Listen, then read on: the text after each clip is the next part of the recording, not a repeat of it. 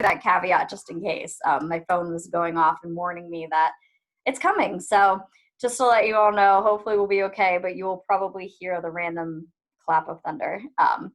Welcome everybody. I'm Megan Blevins. I'm from Penn State's Epicenter, from the Bennett Pierce Prevention Research Center at the College of Health and Human Development. And I'm a systems change specialist there. My main priority and main job right now is to talk to communities, school districts, mental health organizations, whoever needs any sort of guidance when it comes to the Pennsylvania Youth Survey.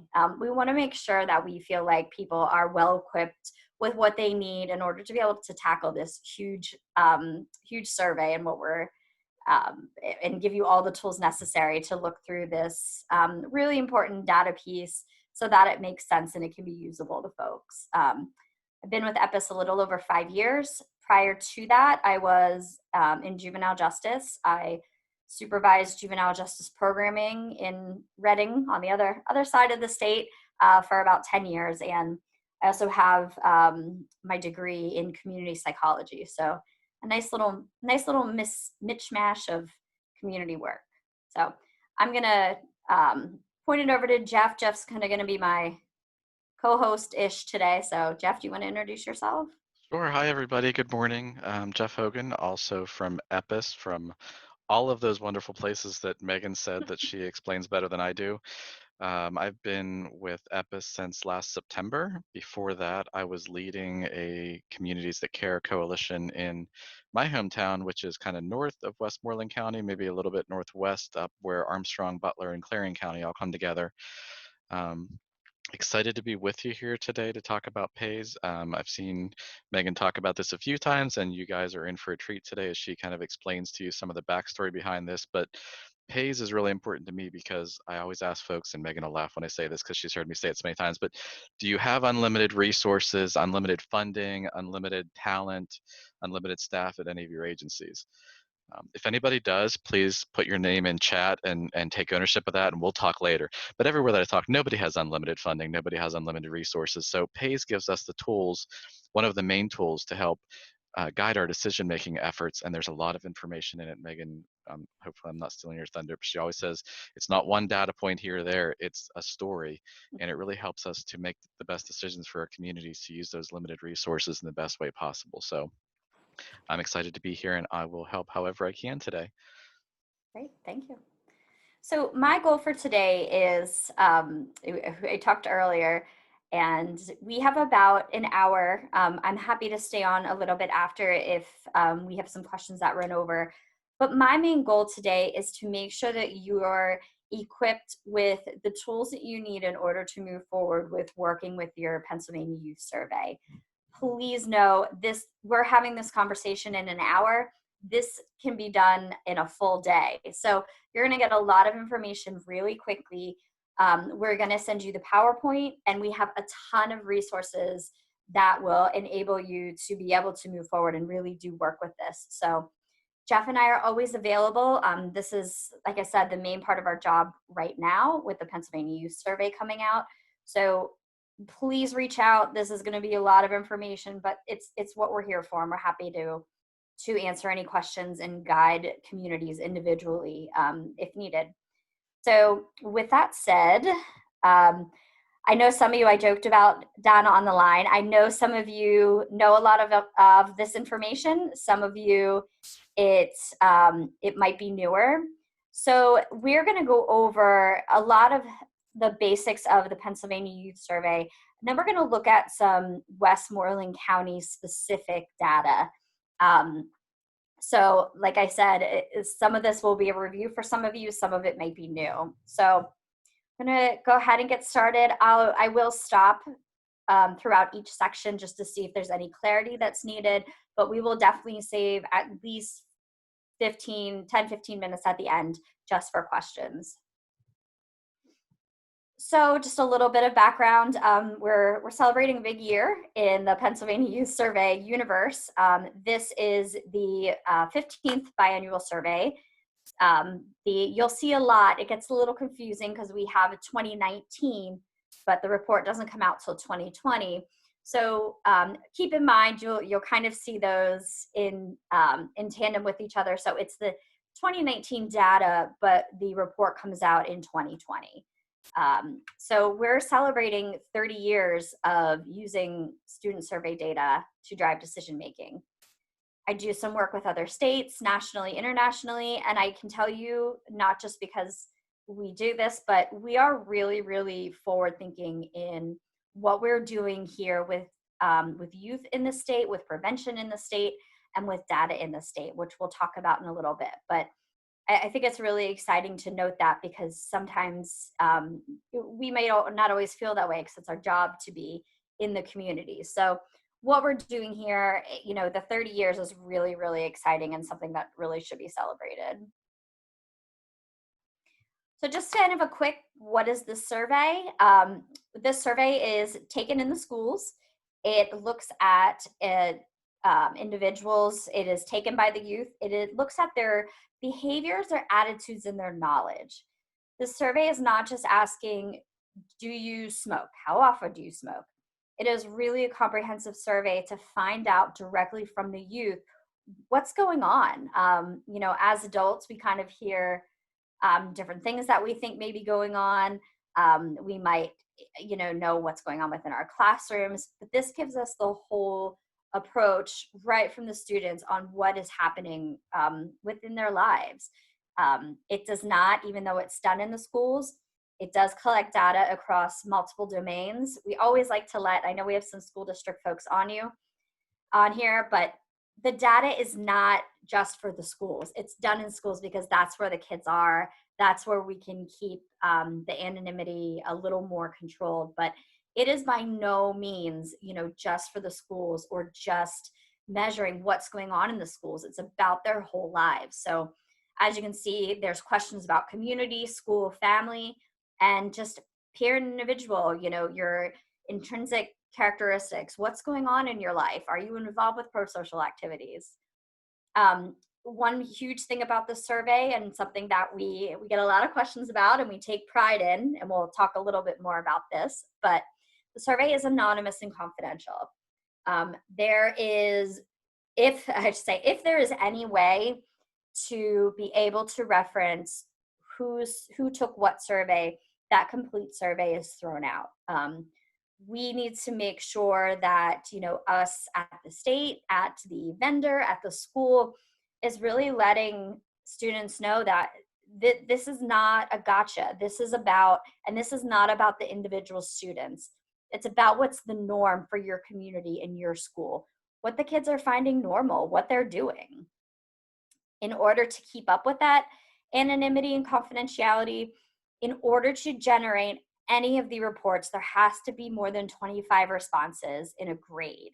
So that's a school, a grade, just again, in order to keep that anonymity. Now, say you have a school that has 24 respondents, that data is not going to show up for the school, but it will show up for the county report. And today we're really going to be talking about the county reports. So there's 3 levels of reports. There's the county level or the school district level. The school district level reports are not public. They're not public knowledge. They are owned by the school district. Whoever the school appoints to be their PAYS kind of liaison coordinator, or the superintendent as well. And then the school can decide how they want to share that information. We're seeing schools, really sharing that information a little bit more widespread than we have before, which is really exciting. We want to see that partnership. The next level is the county level report, which I pulled some data points in today. As long as there are 2 or more reporting school districts in a county that have more than 25 responses in each grade, there will generate a county level report. And that report is going to be posted online. So myself, anybody can pull that report and see kind of what's going on, which I'll show you how to get there. The survey is adapted from the Communities That Care survey and the Generation at Risk survey.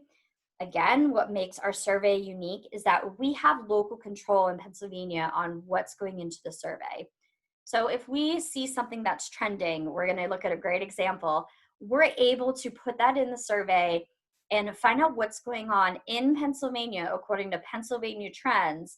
And we have a much smaller kind of verification system in order to put these new trends. If you have seen the PACE survey before, you're going to see, and I'm going to show you a list, there's not going to be a lot of changes. We want to make sure that we see that trend data throughout the years, and we're not just adding new things when something comes up, but really taking into consideration that we need more information and data about things. Starting in 2013, there is no cost to the schools for the PAYS.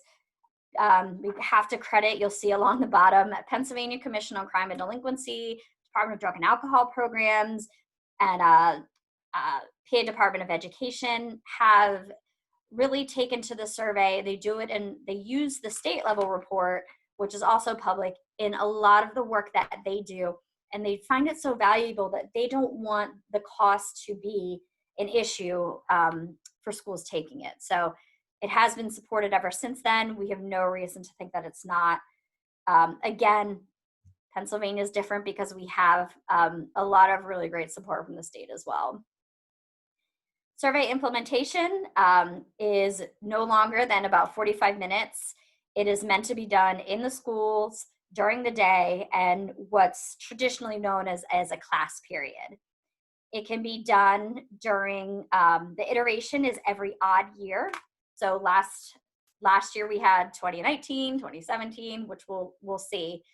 But the survey can be done to however the school is most comfortable with. So anytime from about mid-September until before Thanksgiving, whatever works well for the school is when they're able to implement. It can be done paper pencil, it can be done online. It doesn't make a bit of difference. It's whatever the schools are comfortable with. We see different ebbs and flows with this. We had students a little worried that somebody might be able to pull their IP address if they're using it from school issued computers. So then some people were trending a little bit towards paper pencil. Again, it doesn't make a bit of difference. It really depends on what everyone's most comfortable with. And it is available in English and Spanish. Just a quick history to see where we've been. We kind of have a little split between kind of two little chunks of when we're looking at this this PAYS information. So when we first started, it was in 1989, which I mentioned. There was not a huge sample. You can see there was random sampling.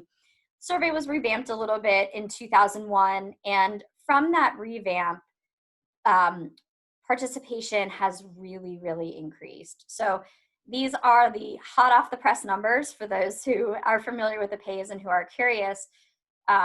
So there's about 280,000 students who took the survey, and we'll look at some other numbers. And then we've increased participation to 413 public school districts, which is really exciting. So the survey is voluntary. No one is mandating that schools take this, that communities take this, but it does prove to be really valuable data for communities, schools, families, and we'll talk about that a little bit. Again, a quick administration overview. I mean, you can see the huge jump even from 2017 iteration to 2019, the number of school districts.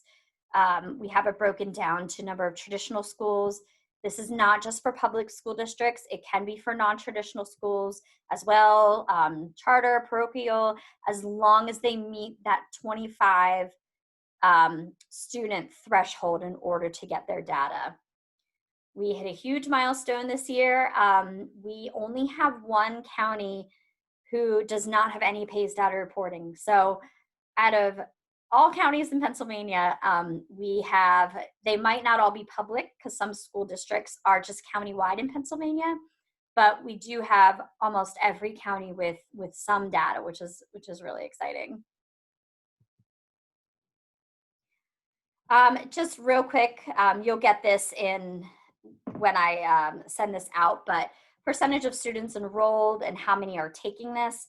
All this information is going to be at the beginning of the PAYS report and also in the state report. So just giving you that idea of and when we're looking at just schools that are able to take the survey, it's almost a 75% rate of completion, which is really, I keep saying really exciting, but I am really excited. And I just, we have really great and rich data here in Pennsylvania. Let's go for that too. So the biggest question that we get is, how do we know students are telling the truth? And the answer usually surprises people is we really have a pretty good idea. There are a lot of different validity checks throughout the survey. Again, these are listed in the survey. It's gone. So number of surveys removed, they can be removed for a lot of different reasons. If their age doesn't match up with their grade, if they answer any of these questions. So we have a fictitious drug question in there. If they say that they're using it, that whole survey is thrown out because we don't know in what capacity they are being truthful and what they're not. Improbable high levels of drug use. If you're saying that you're using a pretty serious substance 100 times a month, there's a good likelihood you're not going to be in a traditional school, at least often. If there's a past month rate versus a lifetime rate, which we'll look at, if those are inconsistent, that's thrown away. There's a lot of different checks. There's a couple different questions for those who have administered surveys that are technically the same question, just asked a little bit differently to make sure that those answers match up. So for the most part, students really are telling the truth enough to be statistically significant. What we encourage the proctors to do when they're working on this survey is letting students know how important this is. This is kind of the one big chance they get to let them know that we really want to hear what you have to say. You're giving us a wealth of input and knowledge that we wouldn't get normally. And just reiterating again, this is not a gotcha. We're trying to find out what the climate is, what the whole environment looks like within the community, not just those individuals. There's other mechanisms in place for that. So I want to take pause, check our Q&A, and see if there are questions thus far. I don't see any questions in the chat box yet, but if anybody has any now, feel free to type them in. And again, we'll definitely leave time at the end for more. And I'm in the midst of a storm right now and my lights flickered, but we're just going to cross our fingers and hope that everything's going to be great. All right, I will keep it moving. If not, I'll hand it off to Jeff. Okay. So survey and report basics. What does this survey look like? These are a lot of the overall topics and things that have been edits over time. Like I said, we're lucky that there's a group called the PAYS Advisory Group, which has, I'm on, there's representatives around the community who work directly with this information, and we bring feedback back from the field about what folks are looking for. Again, we really try not to have too many edits over time because we want to see that trend data, but the survey definitely does not look the same as it did as 1989, because then it wouldn't be as effective.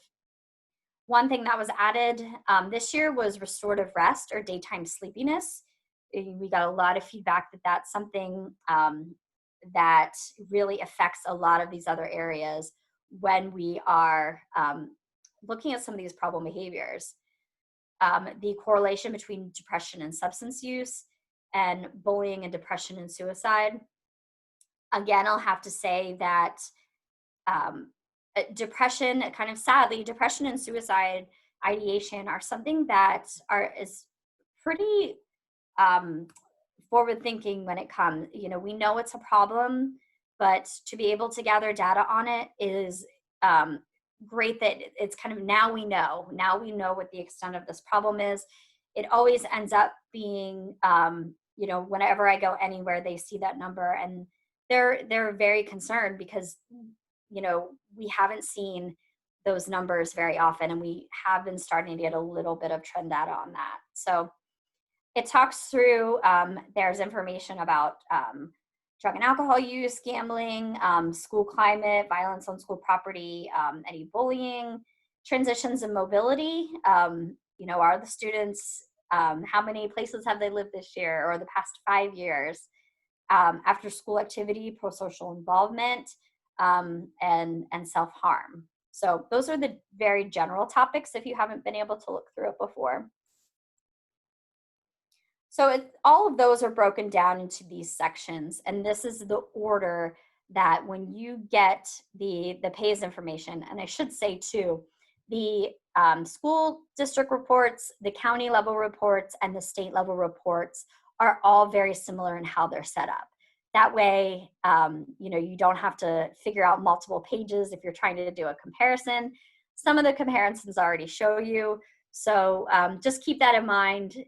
Depending on what survey is going to be most valuable for you, that they are all set up the same way. First and really most important are the demographics. We're going to look at your demographics for Westmoreland County. Who did we survey? How many people did we survey? What's our population look like? Because then we know how many and who we're looking at as far as the data report. Alcohol, tobacco, other drug use, antisocial behavior, community and school climate and safety, social and emotional health. This is really, as you can see, the section that has gone through the most changes throughout the years. It's exciting that we're able to make these changes, but it's also obviously very disheartening that we are having to ask these questions at this point. Systemic factors, and then those overall risk and protective factors. Whenever we have these surveys and we talk through some of this, we completely understand that some of these sections are going to be more relevant than others, depending on your audience. So I know single county authority people, drug and alcohol people, you are probably going to go right to 2, because that's really the area that you're most focused and interested on. School folks, section 4, community and school climate and safety. We'll talk about the different ways to digest this information, but, read your section first that you're most interested in. But again, and I think Jeff mentioned this earlier, but make sure that you are understanding the report as a whole. Doesn't necessarily mean you have to read it as a whole. Sometimes groups take different sections and then report out to a group. If you want to put it on your nightstand and read the whole thing, more power to you. But make sure that you understand that it can be dangerous just pulling out one data point, because so many of these different data points work in conjunction with each other. So, go to your section, be excited. My section is the risk and protective factors because I'm in prevention, but make sure you really get that full story. Just an update for folks who are familiar with it. The sleep questions that were added are how many hours of sleep do you get? And the last 2 weeks, how often have you felt tired or sleepy during the day? Again, we just had a quick question before we move too far forward. I When you was saying talked about perfect because I'm ready for questions. that's good timing then. We didn't even plan that. But when you talked about the surveys that can be kicked out, the question says, do you look for other inconsistencies once you've determined one of the previous inconsistencies that you mentioned, or does it take just one to kick that survey out? I will double check. Should have had the caveat too that I don't know everything, but I will find out everything. I am about 98% sure that it will kick the whole thing out, but I'll double check on that. That's a really good question. And I'll make sure, I know Sarah's going to send out some materials for you all. I'll try to get a quick answer to that question so we can email it out with some of the materials. Any other questions really about the background of the pays before we jump into looking at some of your data? I'm sure some of you are excited to just go right for the data. All right. Okay. So this was very difficult, but I pulled out a couple things from your Westmoreland County pays.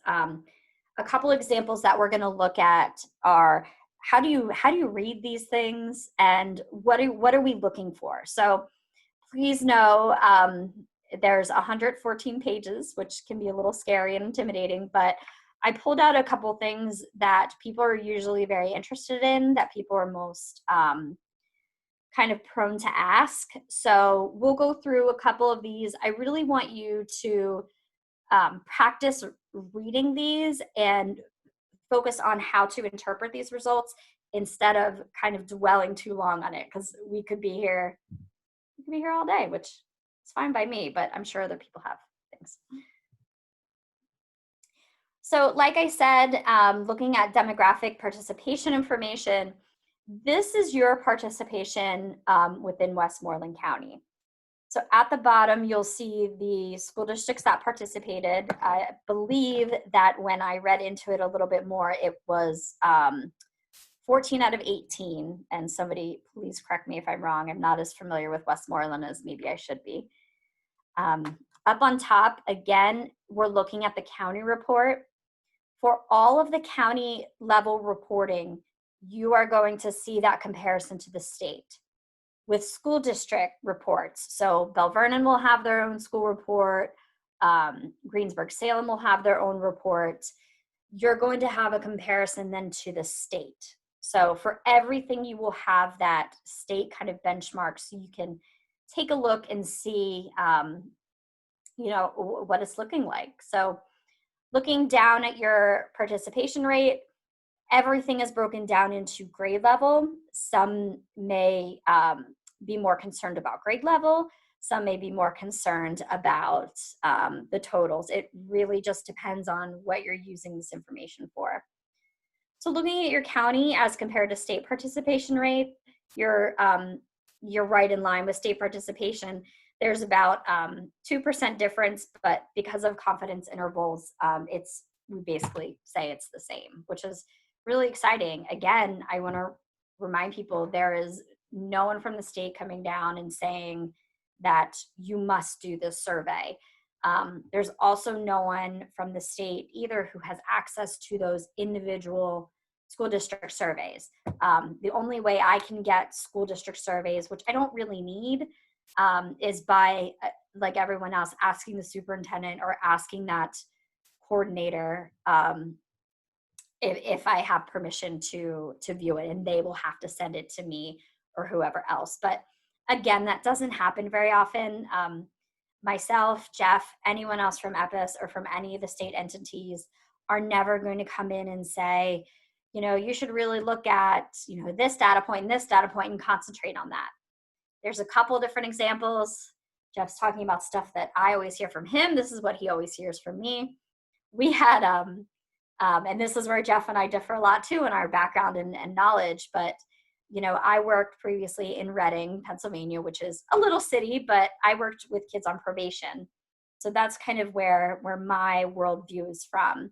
So I went to another rural county, and one of their highest compared to the state was accessibility to firearms, which I wasn't good at hiding my face. They saw my face, because I'm thinking, if my students in the city had this accessibility, like, that would be horrible.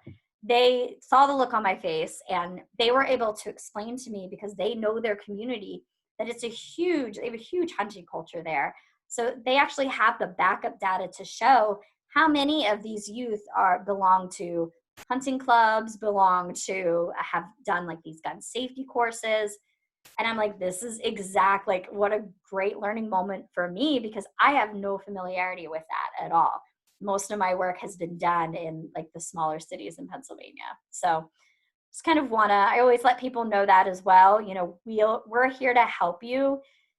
make sense of this data and to walk you through, give you ideas, give you resources. We're happy to work one-on-one with schools as well, but please know that we're never going to come in and say, ooh, like you need to work on that, because there's a lot of context behind this data. Another reason too why it's really important that a data point isn't pulled out and that's shared and that's it, because it's part of the bigger story. So we're going to look. Can you see my cursor? I didn't ask that when I, okay, can you? Okay. My pointer. Thanks, Jeff. Um, so this is one of the first data sets. It's a lot. So what we're looking at here is the early initiation and higher prevalence drugs lifetime use. So we're looking at the span of the whole use lifetime. It's basically, have they tried one of these substances before? So anytime, whether they've tried it and they've continued, whether they just tried it and they're like, no thanks, it's not for me, that's where this information is held. There's a couple different things that I want to be able to walk through and look at with you. There's a lot of little nuancy things that I think can really be helpful if explained. So make sure when you're reading, some people are graph people, some people are straight give me the numbers people. I like visuals. They just personally help me better. The chart below and then the graph above are exactly the same. It again just depends on what you're comfortable with looking at. Each grade is represented here. This question is on every single survey. It's kind of a big one. When we're looking, if you're visual like me, looking at the graph, what I want you to note is not all of the graphs are out of 100. So make sure that you take pause, because when we get to some of these harder substances, you're going to see those big bars, but it's because the scale is just a little different. It sounds a little nuancy, but can be a little shocking at first. So make sure you're checking out what the scale is. Again, 6th, 8th, 10th, and 12th. This is for any sort of alcohol usage. So I want to show you what we're looking at here. Since Westmoreland has had great representation of schools taking the PAYS, so you're going to have that trend data from, here's 2005, 2015, 2017, and then this latest is 2019 on the right. Some of you may be concerned about grade levels. Some of you might just want to go to very general. So a couple things that we can look at, I'm not looking at these dots and triangles just yet. You can look at some of the trends. So we're looking at 12th grade. 12th grade seems to be trending downward, which is great news. If we're looking at grades, there's always a very natural progression, as students get older, experience more. If we look at the progression in 2019 from 6th, 8th, 10th, and then 12th, that might be something that would be important to you in your community. Some comparison data. Is it kind of, I get asked all the time, well, what's normal? Like, wouldn't 0 be great? And yes, 0 would be wonderful, but that's a little bit of an unreachable, unrealistic goal. So it's really what is going to work the best for you and what you're doing. So what we see here is for every single data set, again, you're going to have that state comparison data. Where this gets a little bit confusing is that this little, I always encourage everyone, and it's kind of a joke in the office, we're not really, they don't love us to print in color. I almost always print my PAYS in color because they're just so much easier to read for me. So that's my tidbit for you. But the black dot is the state comparison. It can be confusing because the state comparison looks like it's technically the 2017 comparison, but it is actually the 2019. It's just for aesthetics that it looks like that. So what your community is showing for the state level data is you're normal, on par with what the rest of the state looks like when it comes to lifetime alcohol use. Another one that you will see in some, but not all, is the national comparison, which is our little triangle here. MTF stands for monitoring the future. There's monitoring the future and also what's called the Bach-Harrison norm, which are your comparison pieces in what we're looking at for some of this data. You'll notice on this alcohol, you're not going to have a national comparison in 6th grade. And because there's no comparison on 6th grade, because a lot of national surveys don't ask 6th grade, you're not going to see that comparison when it comes to all either. As we get a little bit more progressive in the questions, you'll see that a good amount. A couple things that I want to take note, looking at kind of quickly, and then we'll have you check my time. Then we'll have you kind of look at the next one. You can see kind of right away, and this either some people might be surprised by this, some people may know this. In general, your county is looking at lower rates of lifetime use of marijuana. So maybe kids tried it, they don't like it, they didn't like it, but you are definitely under the state and the nation, at least for 8th, 10th, and 12th, which is really, really great news. I'm going to take this one off and move on to our next data set. I'll give you all a moment to look at it, and you can post questions, reactions in the chat or the question and answer. But please note, this is pulled directly from the survey, and I'll show you how to get to the county level survey in a couple minutes here. So this next piece, this is, it almost looks the same, but if you read on top, this is looking at your 30-day use. So this is looking at more of the prevalence. This may be where it's starting to become a problem. This might be, this is your more kind of habitual users, may become addicted, but these aren't just the ones who have tried something and decided they don't like it. These are really the ones that are using. So one of the comparisons, or one of the validity checks that we talked about, was the lifetime versus 30-day. If they say in 30 days they're using 30 times, but then in their lifetime use, they say they've only used 5 times, that's a huge discrepancy. And that's something that they look for through the validity checks to make sure that folks are being honest. So for time's sake, I'm going to have you just peek at this for a minute. If there's questions, please note too, this is, when you're ready to really look through the survey, this isn't typically how we'll look at it. I want to make sure that you have the tools necessary, and we'll look at a couple other data sets before I show you some resources. So I'll give you a minute, see if you have questions.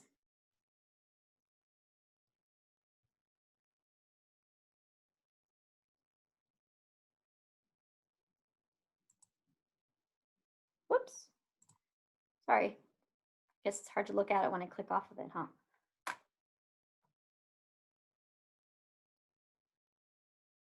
All right, I'm gonna keep it moving. We're at the point now where I'm giving you little teasers of data and get you really excited about looking through this a little bit more, hopefully. Hopefully I'm not scaring too many people.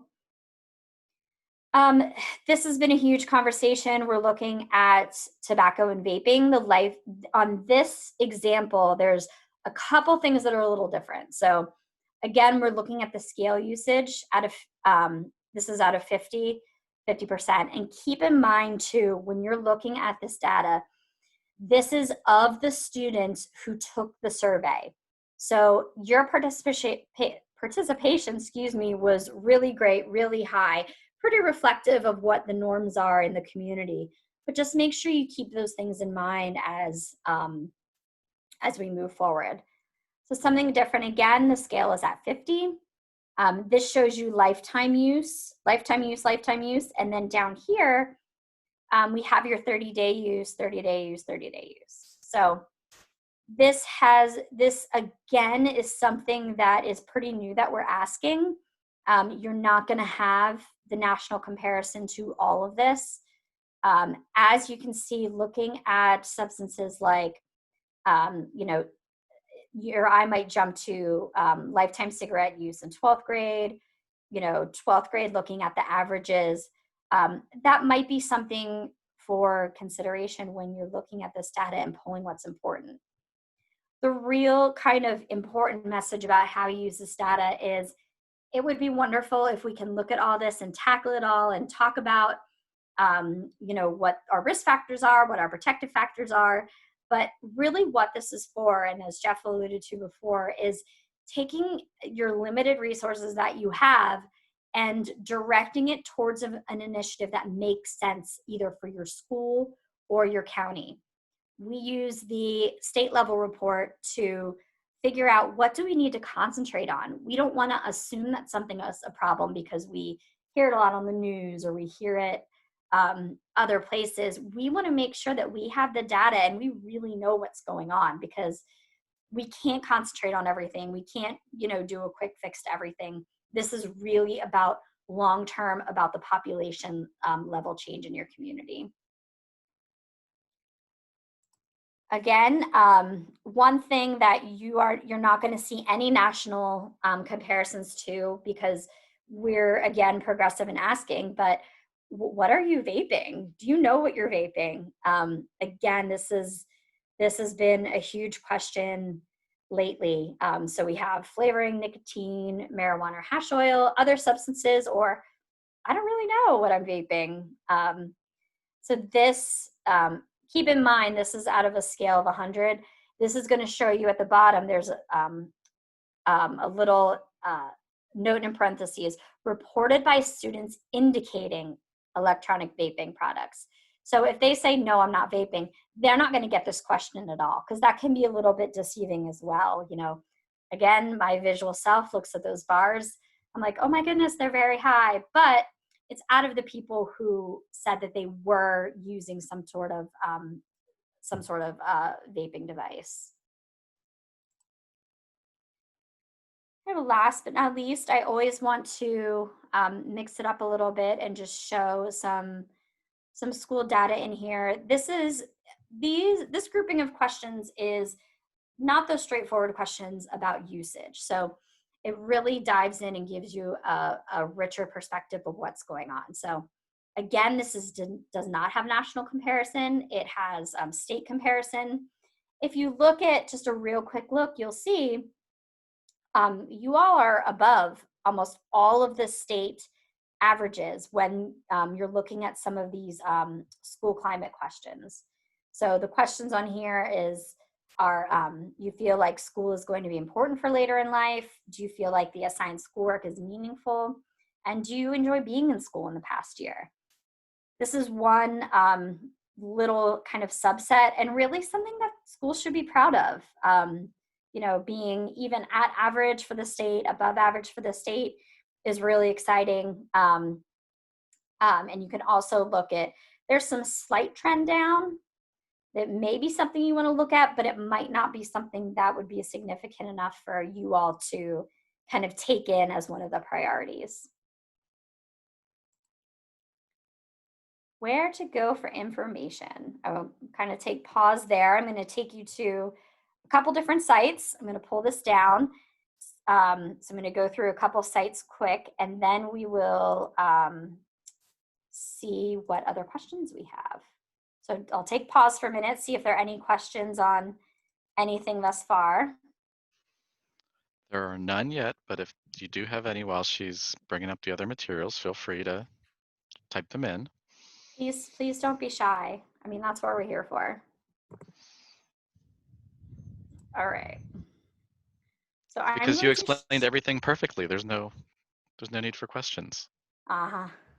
That'll be the day. All right. So I'm going to share my web browser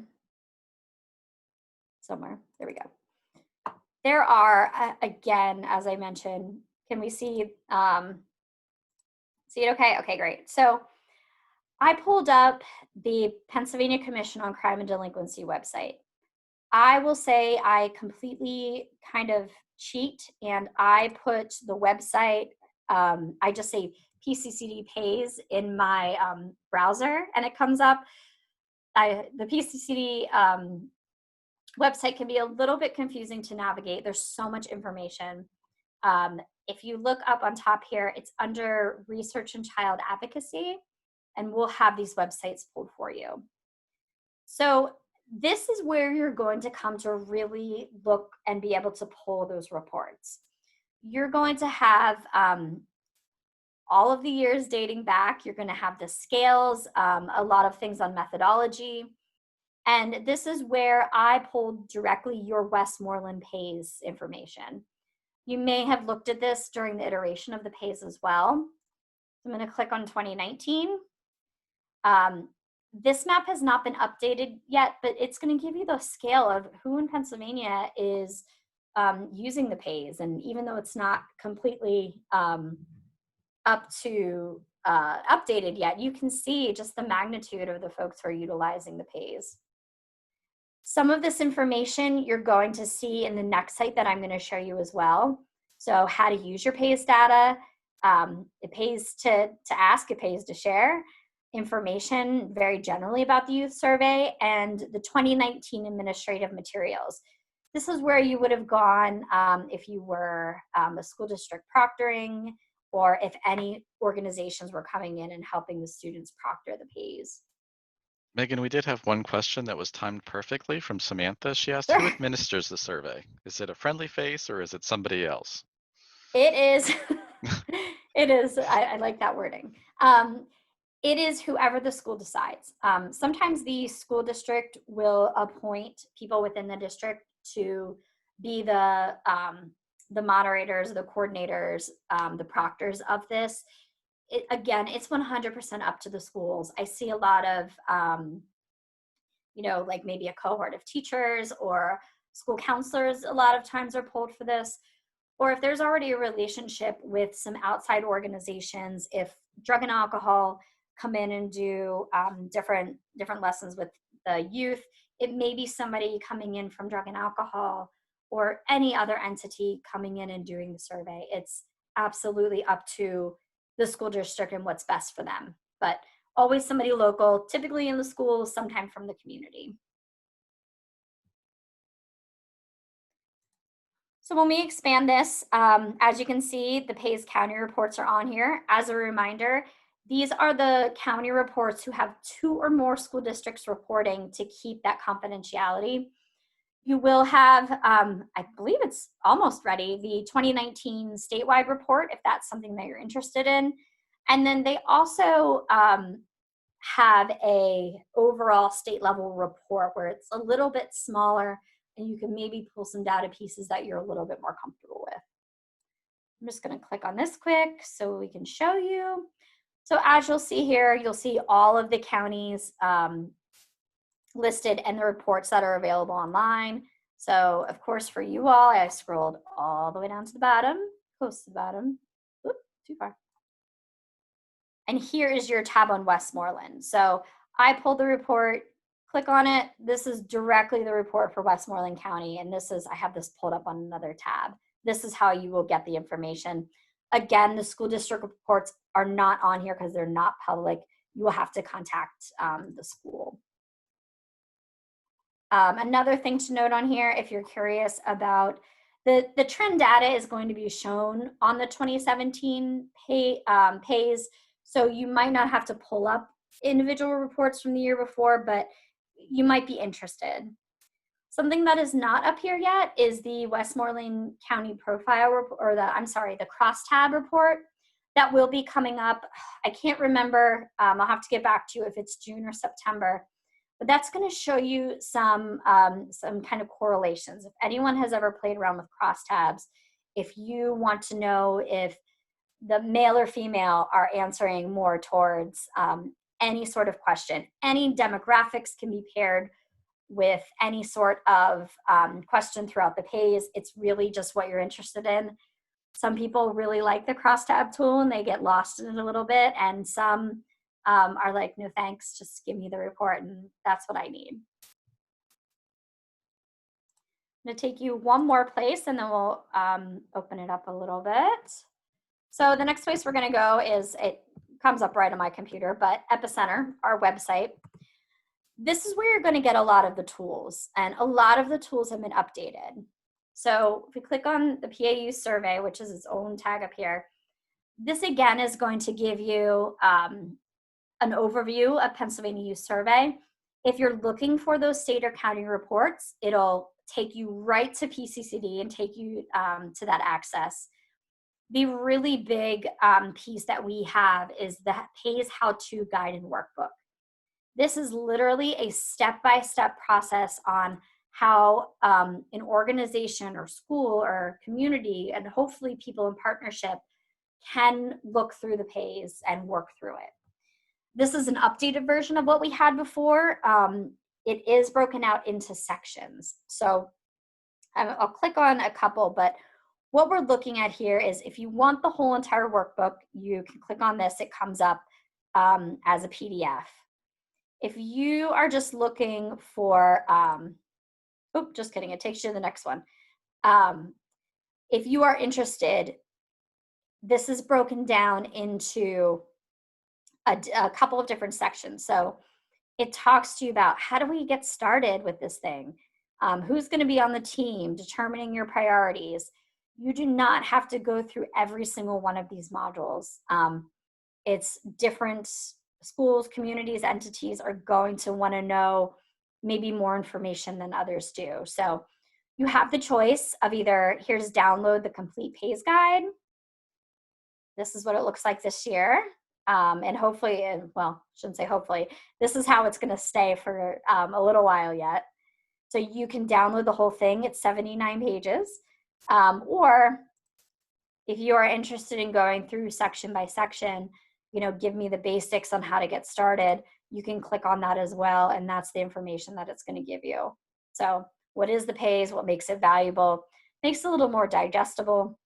Also, what you'll see on here is the PAYS acronym guide. I think everybody on this call understands that we use a lot of acronyms. I know I try whenever I do presentations to really kind of spell things out, but it is kind of a bad habit. So we have a PAYS acronym guide in case there's some things that you may be unfamiliar with.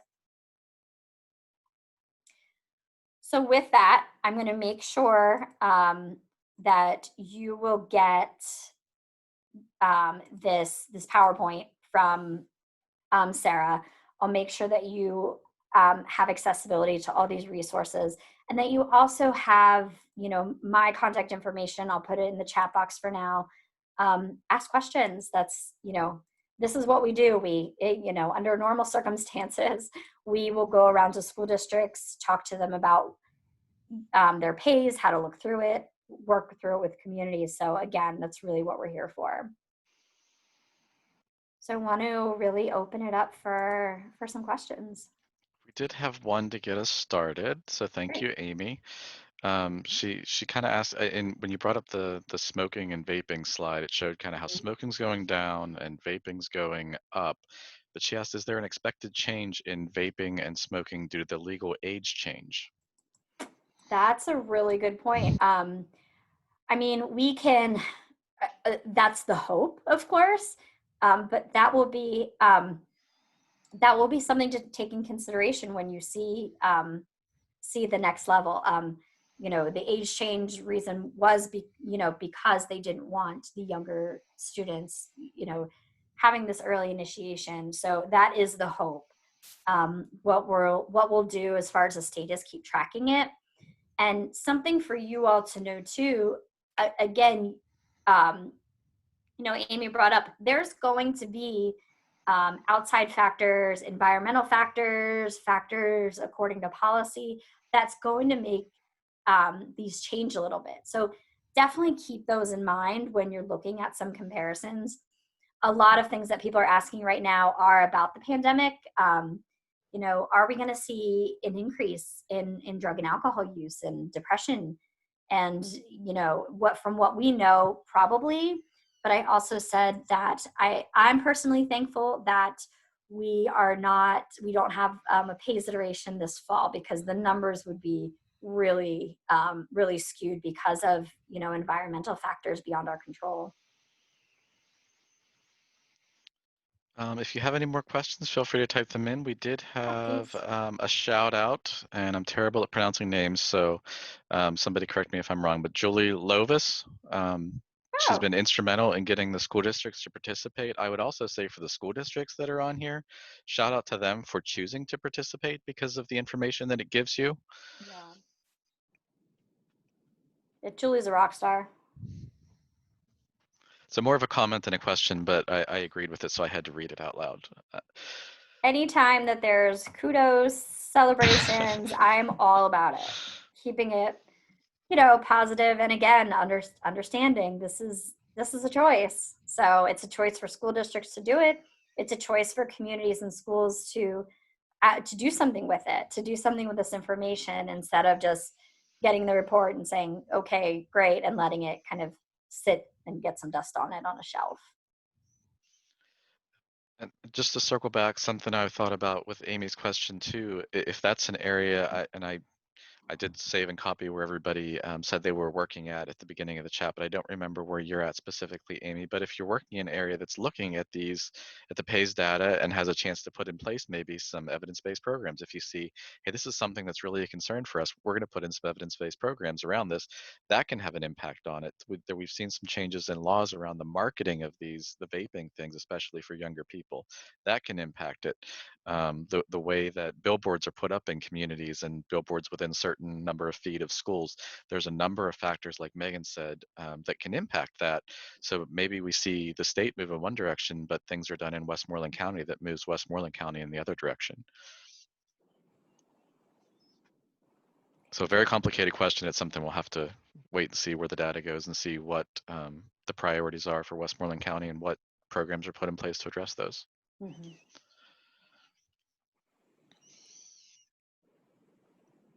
I don't see any more questions. I should say Sarah's plural. Do you all have anything before we wrap up? I don't. What about you, Sarah? No, I just want to thank you guys for doing this webinar for us, and I'm sure this was good information for all the school people involved and everybody in drug and alcohol. Yeah, thank you so much, guys. Yeah, we're happy to be here, happy to help. Yeah, and just like Megan said, she will be sending out the PowerPoint and some other resource information, and I will get those sent along to you when I send out your certificates. Typed in my information. Oh, good to see you. I was just typing it in. You beat me to it. Yeah, thank you. It's nice to see some familiar faces on here and, some new ones as well. So thank you all. Enjoy your day. Hang in there. Okay, thanks. Don't get drenched by the thunderstorm. I think it's over now. I was like It holding does look my breath. lighter I don't in know your if you house. could you see the flashes. My lights were flashing. I was crossing my fingers like, where am I going to have to pick up at mid-conversation here? So I'm glad that it continued for today because you do a great job with these, and I was a little bit leery about having to jump in for you. But thanks again, Megan, and everybody for being here. Thanks. All right, thank you all. See ya. Okay, bye. Bye. Have a great week. Bye. Bye.